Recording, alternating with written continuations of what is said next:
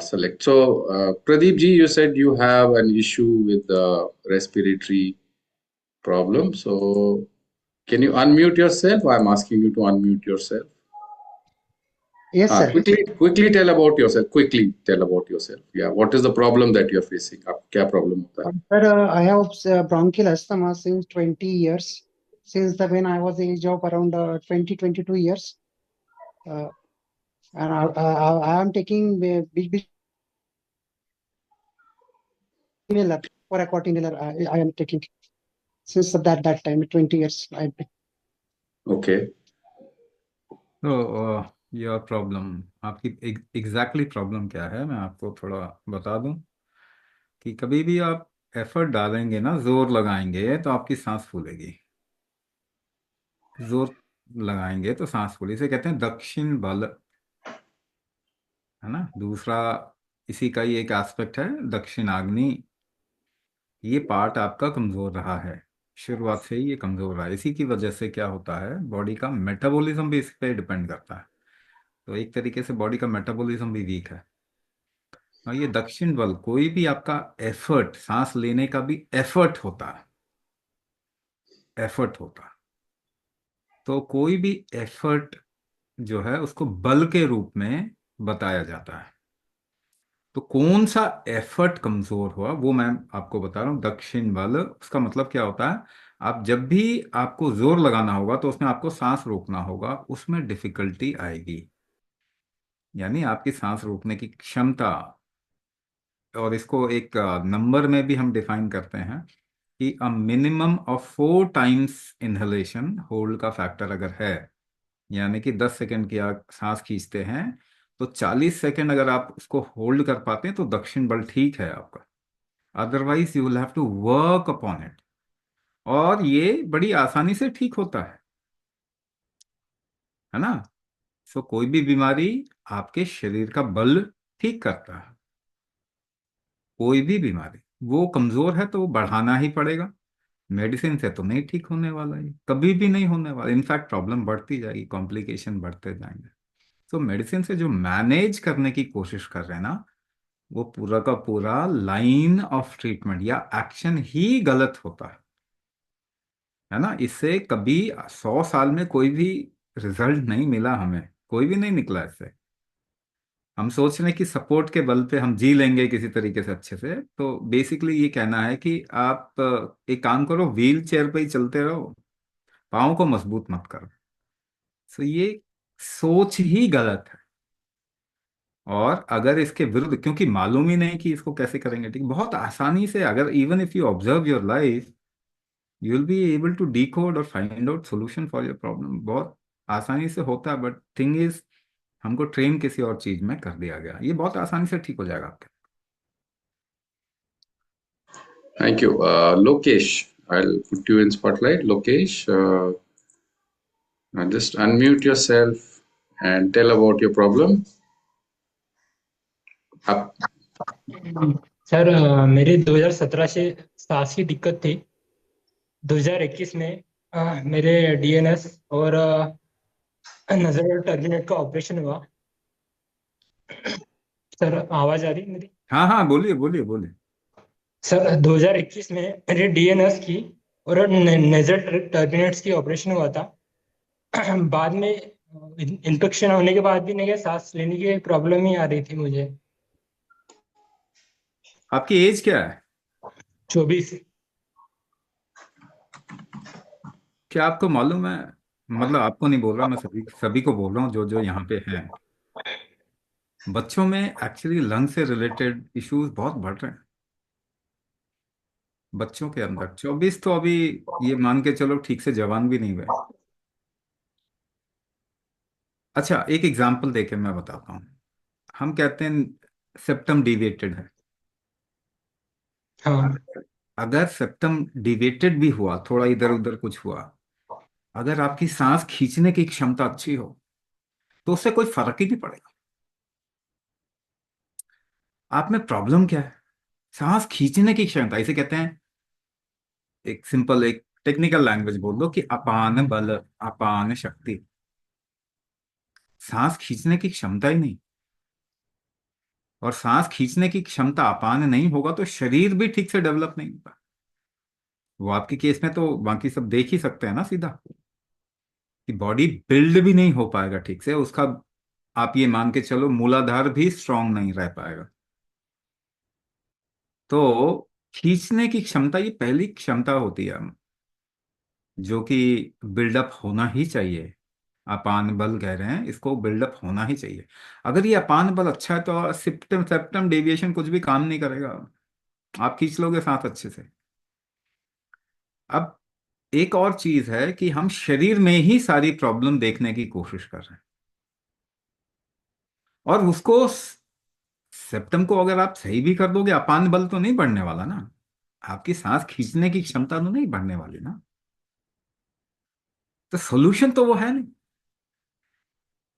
है ना। आप जगह बना दो मगर खींच ही नहीं पा रहा, पंप ही खराब है, तो जगह बना के क्या सोल्यूशन मिलने वाला है। तो हर चीज का प्रॉब्लम एक फिजिकल एस्पेक्ट में देखने की कोशिश हो रही है और उसको फिक्स करने की कोशिश कर, मगर उसके पीछे क्या कारण है वो तो जानते ही नहीं ना। अस्थमा क्यों होता है पता ही नहीं, स्ट्रक्चर का इश्यू क्या पता नहीं, मेटाबॉलिक डिसऑर्डर क्यों हो रहा है पता नहीं, डायबिटीज क्यों हो रहा है पता नहीं, ब्लड प्रेशर क्यों हो रहा है पता नहीं, लंग इश्यूज क्यों आ रहे हैं पता नहीं।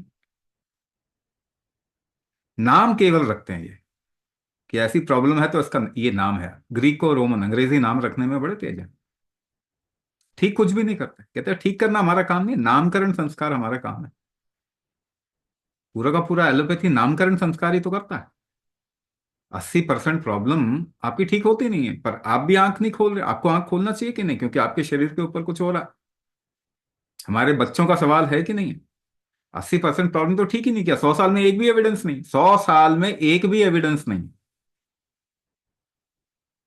तो कुछ तो है जो कि हमारा मिसिंग है, उस पर काम करना जरूरी। सपोर्ट लेना, चलो सपोर्ट लेना, बहुत तकलीफ आ गई सपोर्ट ले लीजिए, शॉर्ट टर्म के लिए लेना चाहिए। जिंदगी भर क्या आप सपोर्ट पे चलेंगे, इनहेलर पे चलेंगे जिंदगी भर, या स्टेरॉयड खा के चलाएंगे आप? अगर स्टेरॉयड खाएगे खाओगे तो आपकी तो लाइफ ही गाजर मूली बन जाएगी, कुछ भी नहीं रहेगा। तो कोई और तरीका भी हमको देखना चाहिए। हमेशा ये नहीं है कि किताब में जो लिखा है वो सही है, ये भी आप समझो। किताब में जो लिखा है वो आपको बरगलाने के लिए भी तो लिखा जा सकता है। जो भी लिख रहे हैं वो तो आपको धोखा देने के लिए लिख रहे हैं सब कुछ। तो एविडेंस भी देखना चाहिए 100 साल। अब ये देखो बच्चा है, ये 24 साल का बच्चा है, इसकी लाइफ में कितनी तकलीफ होगी, और वो तकलीफ कम हो जाएगी क्या? वो सेप्टम डेविएशन का ऑपरेशन करवा दिया, क्योंकि किसी को अपना क्लिनिक चलाना है, धंधा चलाना है, हॉस्पिटल चलाना है ना, टारगेट होते हैं। ये सोल्यूशन थोड़ी है, सोल्यूशन तो देखना पड़ेगा ना हमको। शरीर ही आपको ठीक करे, शरीर का बल ही ठीक करता है दुनिया में। भगवान भी ठीक नहीं करेगा, स्टैम्प पेपर पे लिख लो, ईश्वर भी आके आपको ठीक नहीं कर सकता। आपका शरीर ठीक करेगा, इसको एम्पावर करो। लाखों सालों का एविडेंस है, लाखों सालों का एविडेंस है, ये शरीर ने हमेशा ठीक किया अपने आप को।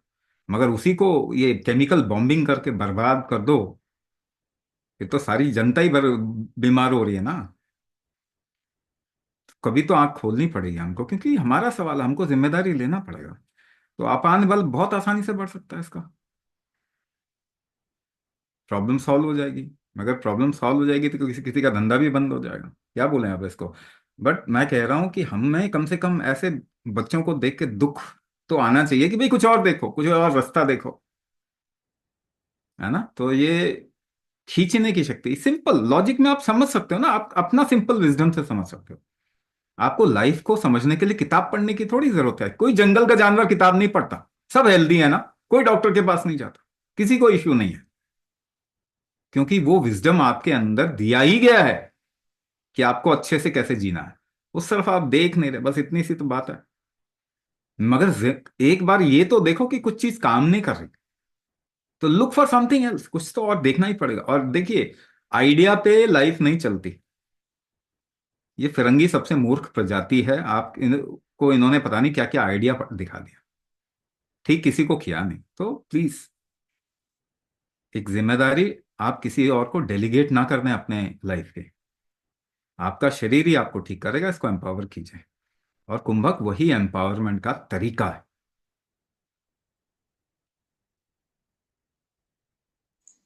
Okay, I can see more people. Who else is suffering from respiratory ailment? Rajesh Menon, are you suffering from any kind of respiratory ailment? Give me a thumbs up. Give me a thumbs up. Just give me a thumbs up.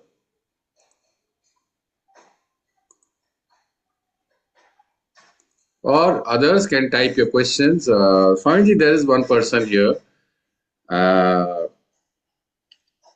that he's asking, he's got BP problem and prostate enlarged issue. So his question is, so I've asked him to leave his number. Can Kumbhak help reduce the size of prostate?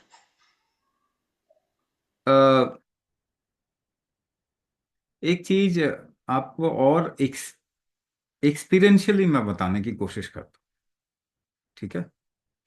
तो आपको समझ में आएगा, can kumbhak help reduce the size of prostate, वो आपको समझ में आएगा। मैंने बोल दिया कि हाँ जी करता है, वी हैव एग्जाम्पल्स ऑल्सो, लेकिन ऐसे आप कैसे समझेंगे? क्योंकि आपको तो पता नहीं, वो अंग्रेजी के दो चार वर्ड जब तक नहीं बोलते तो आपको अच्छा नहीं लगता। हाँ, तो मैं कह रहा हूं कि आप इतने समझदार लोग हैं, ये अंग्रेजी के ग्रीको रोमन शब्द की जरूरत ही नहीं है।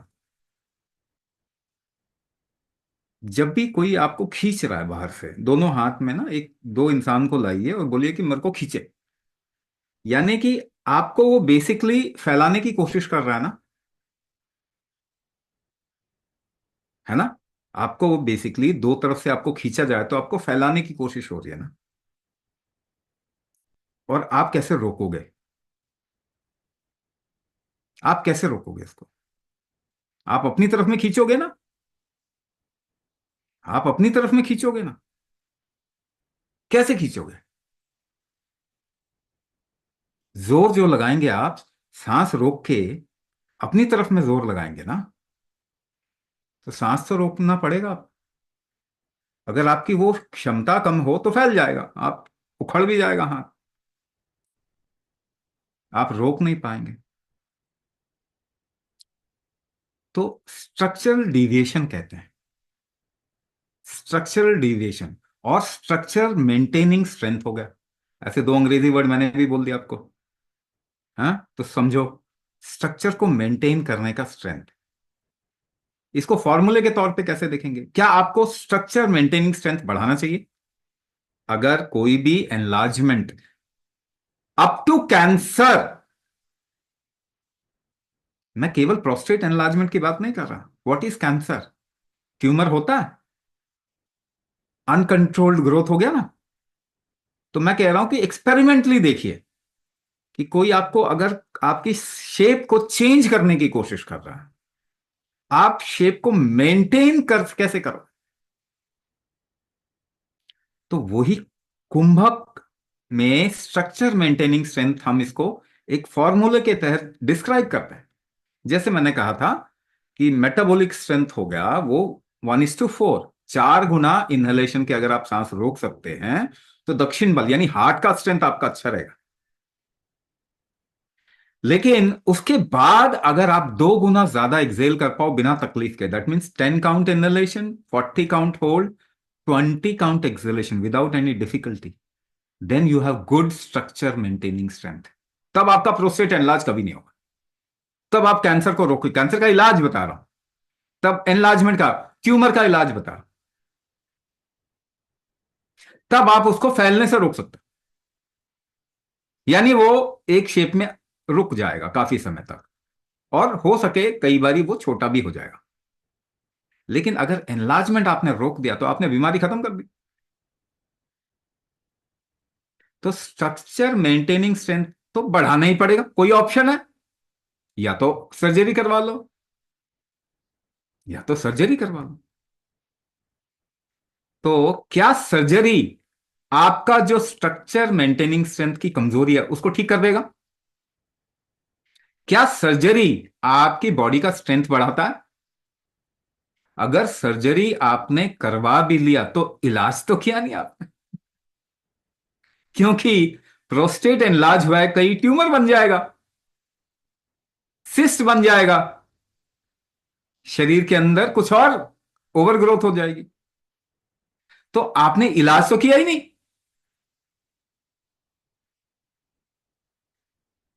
तो आपके शरीर का बल बढ़ाना किसी एक फैक्टर का, वही तो इलाज है। और वो तो कोई दवाई नहीं बढ़ा सकती। कोई भी मेडिसिन आपको ठीक नहीं कर सकता। अगर आपके शरीर का बल है तो आप ठीक हो जाते हैं। मेडिसिन को आप क्रेडिट दे देते हो, क्योंकि किसी फिरंगी की दुकान चलानी है आपको। आप मेडिसिन को क्रेडिट क्यों देते हो? 20% इंफेक्शन मैंने हटा दिया पहले, 80% डिजीज में आपका शरीर ही ठीक करता है, मगर आप क्रेडिट किसको देते हो? मेडिसिन को देते हो, क्योंकि आपको किसी फिरंगी की दुकान चलानी है। गुलामी तो हमसे गई नहीं ना, हम आजाद तो हुए ही नहीं ना। आजाद थोड़ी हुए हम अभी। तो कहने का मतलब, क्या आपको ये बात नहीं समझ में आती? बिल्कुल, आप लोग बहुत समझदार लोग हो, मेरे से ज्यादा समझदार लोग हो आप। मानने को तैयार नहीं हो केवल। ऊपर से पढ़े लिखे लोग तो बेवकूफ होते हैं, समझदार थोड़ी होते हैं। हार्वर्ड का रिसर्च है, पढ़े लिखे लोगों का इंटेलिजेंस कम होता है। मगर भारतीय हो तो विजडम है आपके अंदर। इस मिट्टी की पैदाइश ना इंटेलिजेंट ही होती है। आप अपनी विजडम को से सोचिए, विजडम से सोचो, अपनी बुद्धिमानी से सोचो। सबको सेंस है, सबको लाइफ का सेंस है। तो कोई चीज अगर आप रोक नहीं पा रहे तो वो ओवरग्रो कर जाएगा, वो फैल जाएगा, शरीर टेढ़ा मेढ़ा हो जाएगा, ट्यूमर हो जाएगा। तो स्ट्रक्चर को मेंटेन करने का स्ट्रेंथ अगर होगा तो नहीं होगा। अगर ट्यूमर भी होगा तो कैंसर नहीं बनेगा, वो और ग्रोथ नहीं होगी। तो आपने रोक दिया ना किसी चीज को। लाखों सालों का एविडेंस है, स्ट्रक्चर मेंटेनिंग स्ट्रेंथ हमारे पास में होता था तो ये सब प्रॉब्लम नहीं थी, आज हो रही है। तो वो तो आपको करना ही पड़ेगा। देखिए, अगर आपको लगता है तकलीफ ज्यादा हो गई है, you can go toward surgery. आप सर्जरी करवा लो। बट सर्जरी करवाना ट्रीटमेंट नहीं होता, ये भी आप समझिए। तो वो जो वीकनेस है आपकी, जिससे आप कंट्रोल नहीं कर पा रहे, उसको जरूर बढ़ाइए। नहीं तो क्या है, कोई और प्रॉब्लम आ जाएगी। डिस्क बल्ज हो जाएगा। डिस्क बल्ज बढ़ रहे हैं ना आजकल, रीढ़ की हड्डी की प्रॉब्लम बढ़ रही है, तो वो आ जाएगा। तो स्ट्रक्चर को मेंटेन करने का स्ट्रेंथ अगर आप बढ़ाएंगे तो वो इलाज है। अब आप इलाज कर रहे हैं, सर्जरी करवा लो, मगर साथ में आपको ये तो करना ही पड़ेगा। तो इस तरीके से प्रोस्टेट एनलार्जमेंट हो गया। या ब्लड प्रेशर, अभी ब्लड का प्रेशर, पहली बात तो देखो कुछ भी नहीं होता। ऑस्मोटिक प्रेशर होता है, टिश्यू का प्रेशर होता है।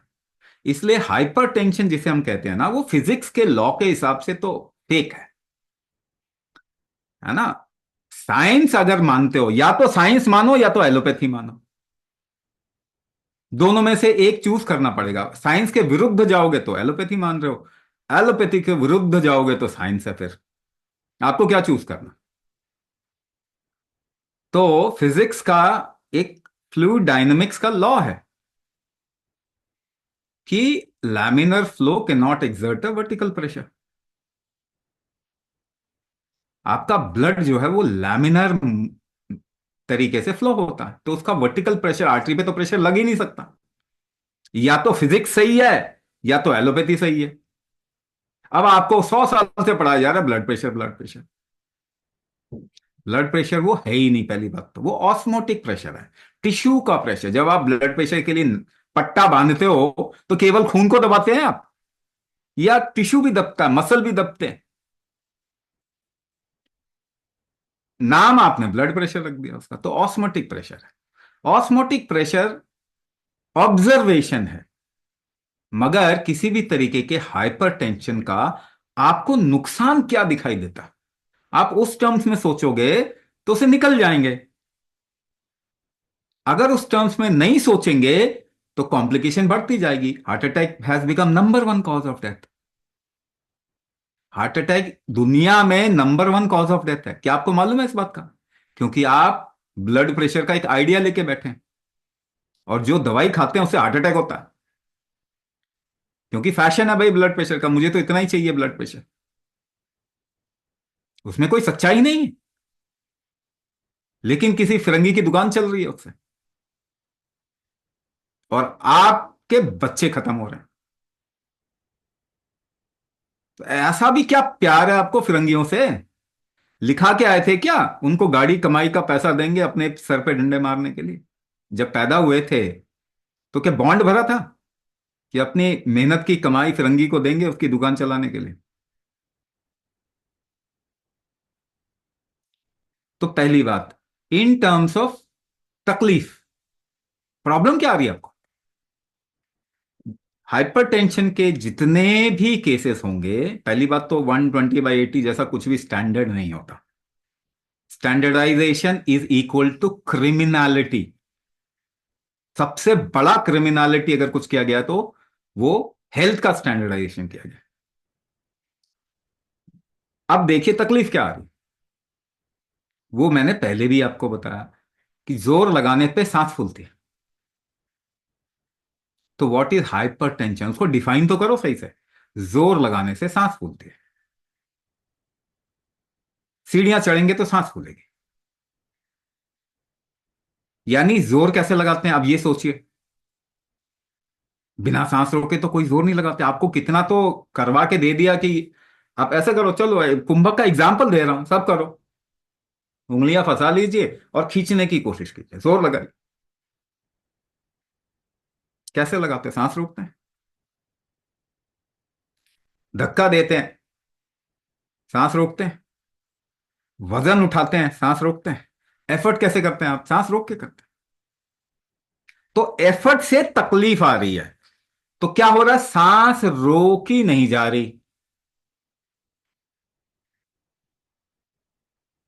तो बढ़ाना क्या, ठीक क्या करना है? सांस रोकने की क्षमता, कैपेसिटी टू होल्ड ब्रेथ, यही तो ठीक करना है आपको, इंप्रूव करना है। इस पे काम कर लो, हाइपरटेंशन खत्म। हार्ट अटैक से बचना है, लंग कोलैप्स से बचना है अगर आपको, तो ये करना ही पड़ेगा, ऑप्शन ही नहीं है। नहीं बचना तो मौज करो, यमराज की खिड़की पे तो सारे खड़े हैं। ऐसा थोड़ी है कि एक ही इंसान मरेगा, सभी मरने ही वाले हैं। हेल्दी भी मरेगा, बीमार भी मरेगा मरेगा। आपको बीमार होके मरना है तो चॉइस है आपकी, बिल्कुल चॉइस है, अच्छी चॉइस है, करिए। लेकिन ऐसी लाइफ तो अच्छी होती नहीं। हाँ, एक जिम्मेदारी जो इंसान की लाइफ में है वो ये है कि जब तक जिए तब तक एम्पावर्ड रहें, इंडिपेंडेंट रहें, सक्षम रहें। इसके लिए थोड़ा आपको काम करना पड़ेगा इस शरीर पे। Swamiji, there are some questions about quick relief while the disease takes long to develop inside the system, and one has to work on the system to come out of various respiratory ailments. But जो ज़्यादातर लोग इसमें होते हैं तो constant wheezing, constant coughing. There is a person Manjunath, उनको काफी 20-25 साल से स्नीजिंग है, अब वो कानों पर भी इम्पैक्ट कर रही है। So are there any shortcuts or like you say hacks? Hacks तो बहुत दिए जा सकते हैं, I can give you not hundred, thousands of hacks, मगर वो ज्यादा टाइम काम नहीं करता, मतलब लॉन्ग टर्म में काम नहीं करता, वो केवल शॉर्ट टर्म थोड़ा आसानी के लिए। देखिए, आपके शरीर की गर्मी बढ़ा लो तो आपकी वीजिंग खत्म हो जाएगी एकदम से, इमीडिएटली। उसके लिए सबसे सिंपल उपाय क्या, सबसे सिंपल तरीका क्या है? गर्म पानी चाय की तरह थोड़ी थोड़ी देर में पीते जाएं। ज्यादा खांसी हो रही है तो एक काम कीजिए, शहद और काली मिर्च अपने मुंह में लेके उसको घुमाइए, चबाइए, या गुड़ ले सकते हैं, उससे खांसी कम हो सकती है। अगर आप घर में कुछ ऐसा रखना चाहते हैं जिससे कि शरीर में इमीडिएटली गर्मी बढ़ जाए, तो हम अपने प्रोग्राम में तो वैद्य का सलाह भी देते हैं, फ्री कंसल्टेंसी भी देते हैं वैद्य की। तो कंसल्ट करके कुछ चीजें रखिए अपने घर में, खास करके जो ये सर्दी जुकाम वाले लोग हैं, त्रिभुवन कीर्ति रस ऐसा एक प्रोडक्ट मिल जाता है, ऑनलाइन मिल जाता है। आपको जब भी ज्यादा खांसी हो रही हो तो 2 गोली वो लेने, ज्यादा नहीं लेनी, तो शरीर में गर्मी ज्यादा अगर बढ़ती है तो छाले वाले आ जाएंगे मुंह में। तो दिन में जैसे ज्यादा अगर खांसी हो रही तो 2 गोली वो ले लीजिए। पानी में थोड़ा नमक डाल के अगर आप पी लो, नमक डाल के ले लीजिए, तो पर भी आपको एकदम से आराम आएगा। घी और नमक का अगर आप थोड़ा लेप कर लें अपने, या फिर थोड़ी मसाज करते हैं हल्की पीठ में, छाती में, तो भी आपके शरीर में थोड़ी गर्मी बढ़ेगी। कोई भी गरम मसाले का सूप पी लेंगे, मसाले जो गरम मसाले बोलते हैं गरम होते हैं ना, जिसकी तासीर गरम होती है, तो उससे आराम मिल जाता है। एक बात और समझने की जरूरत है, खांसी गलत चीज नहीं है, खांसी अच्छी चीज है। आपको तकलीफ कम है उसका ध्यान रखिए, खांसी रोकने की कोशिश मत कीजिए, क्योंकि बलगम निकाल रहा है आपका शरीर, उसको थोड़ी गर्मी मिल जाएगी। प्रेशर अगर ठीक रहे, इकोसिस्टम आपके बॉडी का प्रेशर इकोसिस्टम ठीक रहे तो निकल जाएगा। अगर कम है तो कान पे असर आ रहा है, दोनों को कोरिलेट करो, दोनों को कोरिलेट करो। कॉक्लिया, कान के अंदर प्रेशर का सेंसिटिव ऑर्गन है कॉक्लिया। आपका प्रेशर ठीक नहीं है तो प्रेशर फ्लक्चुएशन की वजह से कॉक्लिया में फ्लक्चुएशन होगा, सुनने में प्रॉब्लम आएगा। प्रेशर इकोसिस्टम ठीक करना, इसका मतलब सीधा सीधा ये बनता है। कुंभक क्या है? प्रेशर इकोसिस्टम ठीक करने का तरीका। कैसे बनाओगे अपने शरीर में प्रेशर? सांस रोक के ही तो बनाओ। इसी को वात कहते हैं आयुर्वेद में। इसी से गर्मी बढ़ती है, पित्त। वात और पित्त मिलके मटेरियल मैनेजमेंट करते हैं। जिनको भी अस्थमा और इस तरीके की एलर्जीज, इस तरीके की प्रॉब्लम्स हैं, उनका मेटाबॉलिज्म तो बिल्कुल खत्म होता ही होता। और ये 2 चीजों से ही बढ़ जाएगा, प्रेशर, टेम्परेचर। कुंभक करते ही मेटाबॉलिज्म ठीक हो जाएगा, प्रेशर, टेम्परेचर, इकोसिस्टम ठीक हो जाएगा।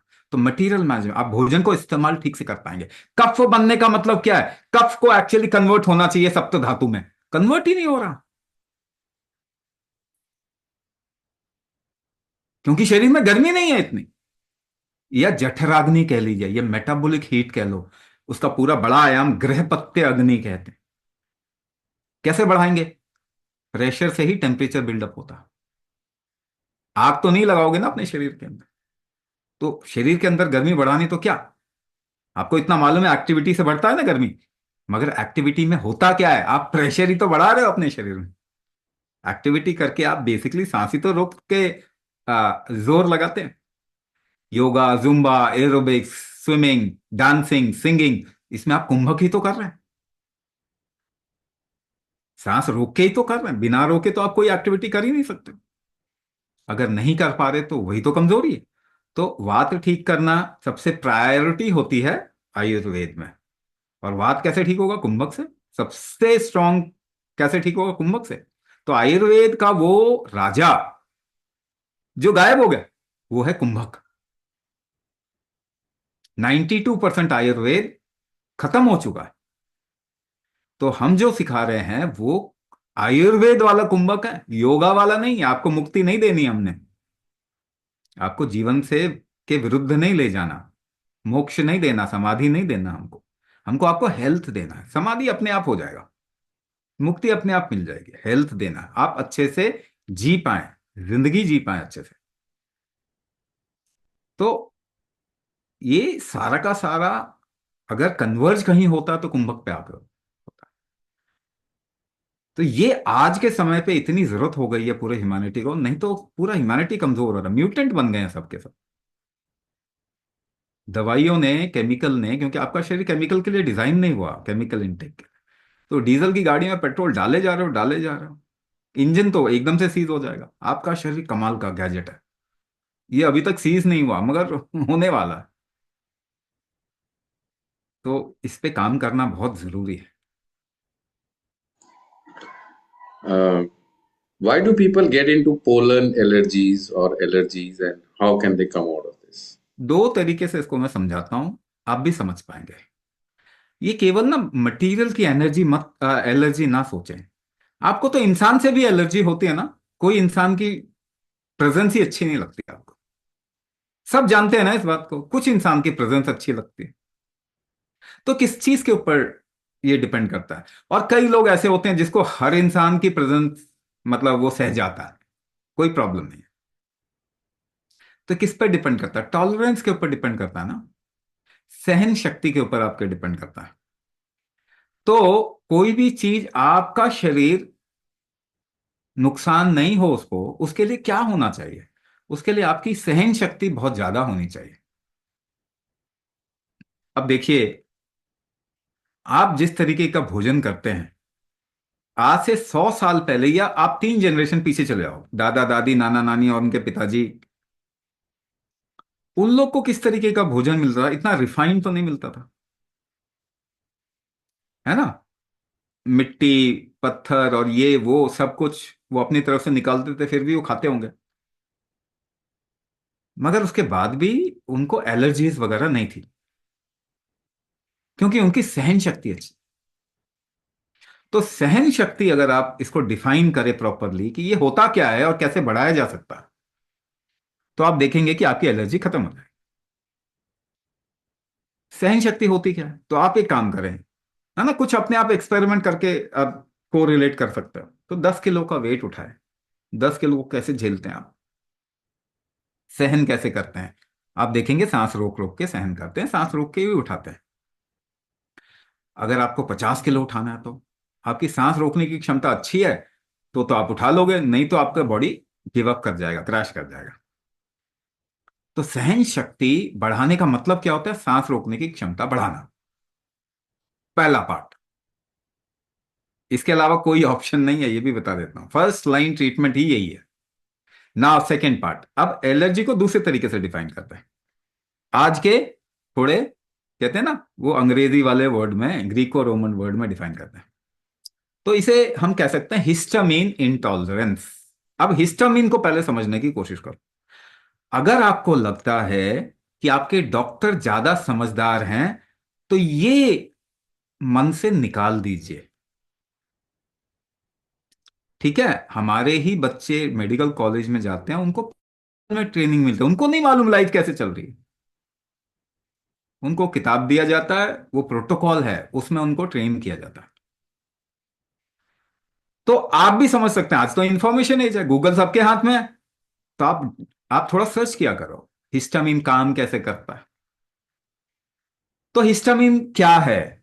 जब भी आप कुछ भोजन करते हैं, आपको ना जंगल के लिए डिजाइन किया गया कि आप उल जुलूल चीज भी खाएंगे, तो उसको न्यूट्रलाइज करने के लिए आपके स्टमक लाइनिंग में हिस्टामिन एक बायो कॉम्प्लेक्स है, वो निकलता है, रिलीज होता है। वो क्या करता है? खराब चीजों को न्यूट्रलाइज कर देता है, खत्म कर देता है। अब आपने क्या किया? बचपन से ही 2 किलो का बच्चा पैदा हुआ, 27 तो उसके अंदर केमिकल ठोक दिया। किसके नाम पे? इम्यूनाइजेशन के नाम पे, वैक्सीनेशन के नाम पे। अब उसको जरा सी भी प्रॉब्लम आती है जिसकी कोई दवाई नहीं है, तो 5 दवाई लिखा जाता है। वायरल की कोई दवाई नहीं है, हर बच्चे को वायरल होता है, मगर कितनी दवाइयां खिलाते हो? पैरासिटामोल सबके घर में होगा ही होगा ना, और पेन किलर, कोई ना कोई पेन किलर पैरासिटामोल के साथ में कॉम्बिनेशन, डाइक्लोफेनेक, एसिक्लोफेनेक, आइबुप्रोफेन, निमुसलाइड, इस तरीके का कुछ ना कुछ तो होगा आपके घर में। बच्चों को भी देते हैं हम, सिर्फ फॉर्म में दे देते हैं वो। आपको मालूम है पैरासिटामोल ग्रोथ इनहिबिटर है, ग्रोथ फैक्टर को रोकता है। अगर आप ग्रोथ फैक्टर के साथ में छेड़छाड़ करते हो तो कैंसर नहीं होगा। कैंसर ग्रोथ फैक्टर का डिविएशन ही तो है। तो अगर पैरासिटामोल अगर आप खा रहे हैं आज, तो आप सोचो अगला जनरेशन या उसके बाद 1-2 जनरेशन के अंदर सबको कैंसर होने वाला है। फीवर होता है जिससे कि वायरस मरता है, गर्मी से बैक्टीरिया मरता है, वायरस मरता है। आप फीवर होते तो पैरासिटामोल खा लेते हो। उल्टी होती है, उल्टी बंद कर देते हैं। दस्त होता है, दस्त बंद कर देते हैं, है ना। प्रोस्टाग्लैंडिन इनहिबिटर है आपका पैरासिटामोल और पेन की दवाई। प्रोस्टाग्लैंडिन इनहिबिटर, ग्रोथ फैक्टर का इनहिबिटर। अगर आप सच में थोड़ा समझने की कोशिश करेंगे ना, तो जितनी गालियां मालूम है ना, इन फिरंगियों को दे देंगे आप। सबसे मूर्ख प्रजाति है, आपके साथ में खिलवाड़ कर दिया, 2-4 अंग्रेजी के वर्ड सुना सुना के। तो अगर ऐसी सिचुएशन में आप शरीर के साथ में टॉर्चर कर रहे हो, कितना झेलेगा? कितना झेलेगा और कब तक झेलेगा? शायद आपका शरीर झेल जाए, शायद आपके पिताजी और माताजी ने झेल लिया, आपका शरीर गिव अप कर जाएगा, या आपके बच्चे का शरीर गिव अप कर जाएगा। तो हिस्टामीन अगर आप बार बार रिलीज हो रहा है, क्योंकि आप ऐसी चीज डाल रहे हैं अपने शरीर में जिसके लिए आपका शरीर डिजाइन नहीं हुआ, दवाई डाल रहे हैं, तो हिस्टामिन बार बार रिलीज होगा और धीरे धीरे करके उसका असर खत्म हो जाएगा। इसे कहते हैं हिस्टामिन इंटॉलरेंस। आप झेला ही नहीं जाएगा। अब आप कुछ भी डाल रहे हो जिसकी वजह से हिस्टामिन को न्यूट्रलाइज करता, तब वो काम ही नहीं कर पा रहा। इतना ज्यादा रिलीज हो रहा है कि आपकी गट लाइनिंग इनसेंसिटिव हो गई, या इतना ज्यादा रिलीज हो रहा है कि शरीर उसको बाहर फेंकने की कोशिश कर रहा है, या ऐसी इंडिकेटर्स दे रहा है कि भैया रोको, इसको मत खाओ, क्योंकि हम झेल नहीं पा रहे, क्योंकि हमारे पास में अब रिजर्व खत्म हो गया हिस्टामिन का, या हिस्टामिन इतना निकल गया कि इनसेंसिटिव हो गए, या हिस्टामिन बार बार रिलीज हो रहा है, या इम्यूनिटी बार बार, हिस्टामिन अगर रिलीज इंटॉलरेंस हो गया तो इम्यूनिटी बार बार उठ रही है, बार बार। इसे ऑटो इम्यून डिसऑर्डर कह देते हैं। तो आपने क्यों ऐसा किया कि आपकी इम्यूनिटी बार बार उठे? आपने ऐसा क्या खतरा डाला अपने शरीर में कि बार बार आपकी इम्यूनिटी उठ रही है? तो ऑटो इम्यून डिसऑर्डर तो हमने क्रिएट किया है ना, एलर्जी तो हमने क्रिएट किया ना। तो अगर हिस्टामिन इंटॉलरेंस हो गया या हिस्टामिन इनसफिशिएंसी होगी, दो चीज हो सकती है ना, हिस्टामिन बचा ही नहीं अब, या बार बार निकल के इंटॉलरेंस हो गया, अब शरीर कहता बकवास है ये, तो इम्यूनिटी बढ़ेगी। तो हिस्टामिन इंटॉलरेंस को कैसे हम ठीक कर सकते हैं? तो इसमें दूसरा वाला पार्ट क्या आता है कि अननेसेसरी चीजें शरीर में डालना बंद करो। लेकिन पहले वाले पार्ट के बिना दूसरा वाला पार्ट भी काम नहीं करेगा, टॉलरेंस तो आपको बढ़ाना ही पड़ेगा, तब जाके दूसरा वाला भी पार्ट काम करेगा ना। क्योंकि आप भोजन खाएंगे तो क्या खाएंगे? सारा भोजन का सिस्टम ही डिवाइड कर दिया ना, hybrid, inorganic, process, genetically modified, कितना आप परहेज कर सकते हैं? तो लेकिन टॉलरेंस अगर आपके बॉडी का अच्छा होगा तो हिस्टामिन इनसफिशिएंसी ठीक हो जाएगी, हिस्टामिन ओवर रिलीज वो भी ठीक हो जाएगा, इम्यूनिटी को आप बैलेंस आउट कर सकते हैं, ऑटो इम्यून डिसऑर्डर ठीक हो सकता है, बिल्कुल ठीक हो सकता है। दवाई से तो ठीक होगा ही नहीं किसी हालत में, स्टेरॉइड खिलाना पड़ेगा आपको। आखिरकार लंग के किसी भी डिजीज का लास्ट इलाज क्या है? स्टेरॉइड। ये तो आप लोगों में से कई लोग जानते होंगे, नहीं तो पूछ लीजिए, और मरीजों से पूछ लीजिए, अस्थमा एलर्जीज वाले लोगों से, कि क्या खिला रहे हैं आपको, तो स्टेरॉइड खिला रहे हैं। स्टेरॉइड खिलाने का मतलब क्या होता है? एज अ ह्यूमन बीइंग आपको खत्म किया जा रहा है। अगर हर बीमारी का इलाज ही डेथ है तो पहले ही मार दो ना उसको, इंसेंसिटिव बना दो। दुनिया के जो साइकोलॉजिस्ट थे ना, सिगमंड फ्रायड और कार्ल गुस्ताव जूंग, इन्होंने, इनकी सोच से ना ये वेस्ट ने दुनिया को बर्बाद कर दिया। ये सोच ही गलत सोच के लोग हैं, ये आपको भी समझना पड़ेगा। लेकिन हाँ, इमीडिएटली तो आप कुछ नहीं कर सकते। ड्रग एडिक्ट को एकदम से आप ड्रग निकाल दोगे तो बॉडी क्रैश कर जाएगी, है ना। बेवड़े का दारू आप एकदम से नहीं छुड़वा सकते, आप सभी ड्रग एडिक्ट हो। तो क्या करना पड़ेगा? बॉडी को एम्पावर करना पड़ेगा, ये काम करना पड़ेगा धीरे धीरे करते करते। जब वो एम्पावर स्थिति में आ जाए कि इसको अब मेडिसिन का सपोर्ट नहीं चाहिए, तो मेडिसिन धीरे धीरे कम हो जाएंगे। आप में से मैक्सिमम लोग 1 साल के अंदर हर एक दवाई से निकल सकते हैं, बट उस डायरेक्शन में एक कदम तो उठाइए, एक जिम्मेदारी तो लीजिए, अपने शरीर को सशक्त तो बनाइए। ये तो इसके बगैर तो नहीं होगा, है ना। कहानी तो अब मैंने भी ज्ञान इतना बोल दिया आपको, मगर आप अगर प्रैक्टिस नहीं करोगे तो कुछ नहीं होने वाला। ज्ञान से शरीर ठीक नहीं होता, ज्ञान केवल इंस्पिरेशन है कि भाई काम करो, इमरजेंसी में रिक्वायर्ड है ये। कुंभक दुनिया की प्रायोरिटी है इस वक्त में, जितना लोगों को समझ में आए उसके बाद उनको अपने शरीर पे काम करना चाहिए कुंभक से, तभी होगा। One last question, types. This person you have seen, he was the first person for diagnosis. तो इन्हें फ्रैक्चर हुआ है दो 26 दिन पहले. His question is, will Kumbhak also help in faster recovery of fractured bone? आपके शरीर में फ्रैक्चर या कोई भी डिविएशन, डीजेनरेशन आपका शरीर ही ठीक करता है। फ्रैक्चर कोई भी दवाई ठीक नहीं कर सकती, पॉसिबल ही नहीं है। फ्रैक्चर के लिए कोई दवाई बनना ही पॉसिबल नहीं है। तो फ्रैक्चर कौन ठीक करेगा? आपके शरीर का रीजनरेशन, एबिलिटी टू रीजनरेट, नए टिश्यूज, नए सेल बनाने की क्षमता। इसी को मेटाबॉलिक स्ट्रेंथ भी बोल लीजिए, वेग सेंस में मेटाबॉलिक स्ट्रेंथ बोल लीजिए। तो मेटाबॉलिक स्ट्रेंथ कैसे बढ़ेगा? ना तो कोई मेडिसिन बढ़ा सकता है उसको, क्योंकि वो तो उसी से खराब हुआ है, बढ़ेगा कैसे? ना ही फूड बढ़ा सकता है आपका मेटाबॉलिक स्ट्रेंथ। फूड आपका स्ट्रेंथ नहीं बढ़ाता।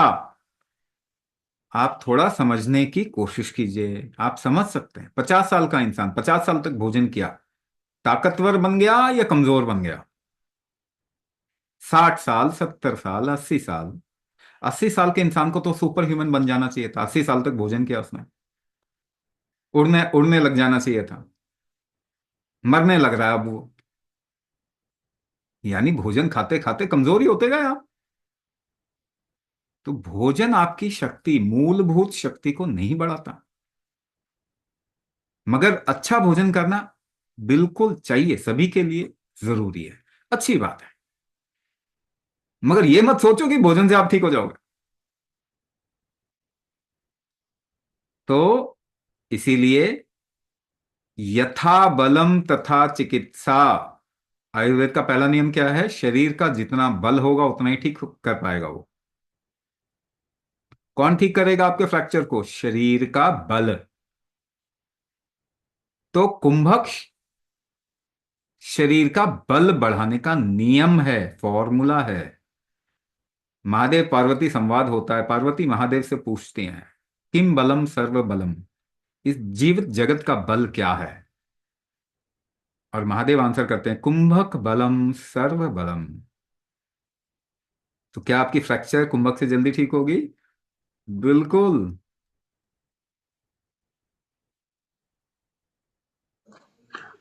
Naveen ji, do you have a question? Naveen Jha, quickly.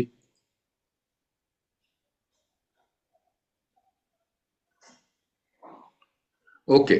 I don't think there's a. हाँ बोलिए, हाँ बोलिए जी सर, फटाफट. मेरी वाइफ क्रोनिक डिजीज है सर, इनका अस्थमा का करीब 10 साल से। और समय जब ये नवंबर दिसंबर का महीना आता है इनका ज्यादा बढ़ जाता है, फिर फरवरी मार्च के महीने में बढ़ जाता है। इनहेलर लेना पड़ता है बराबर, सुबह शाम लेना पड़ता है इनहेलर। और खांसी होती रहती है सर, इसका कुछ दवा ये बतला ठीक दें हो क्या? जाएगा, ये बहुत आसानी से ठीक हो जाएगा। दवाई से ये ठीक नहीं होता। देखो मैंने तो हैक्स बता दिए। शरीर को गर्म कर लीजिए तब भी ठीक हो जाएगा। तो गर्म करने के बहुत सारे तरीके हैं, है ना? अब जैसे मैंने बताया, त्रिभुवन कीर्ति रस, एकदम से ज्यादा खांसी हो रही है तो लेंगे तो फिर खांसी कम हो जाएगी। नमक पानी के साथ में ऐसा ले लो। ये जिंजर जूस, अदरक के जूस के साथ में लीजिए। एक और है श्वास कुठार रस, ये भी एक बहुत कारगर दवाई है अस्थमा के केसेस में, श्वास कुठार रस। मगर क्या है कि वैद्य की सलाह से लेंगे अच्छा रहेगा, क्योंकि बहुत लंबे समय तक कोई भी मेडिसिन नहीं काम करती है, चाहे वो आयुर्वेदिक ही क्यों ना हो। तो शॉर्ट पीरियड के लिए ठीक है, ये सब लेने से राहत मिल जाती है, मगर शरीर का बल तो इनसे नहीं बढ़ेगा ना। तो ये प्रोग्राम ही है, इसलिए है कि अस्थमा, एलर्जीज, इनहेलर ये सब छूट जाए। और हमारे पास बहुत प्रूफ है, बहुत लोगों के इनहेलर बहुत जल्दी भी ठीक हो, कई लोगों के तो 10-10 दिन में इनहेलर छूट जाते हैं। तो वो करना पड़ेगा। Thank you, Swamiji, for taking out time to answer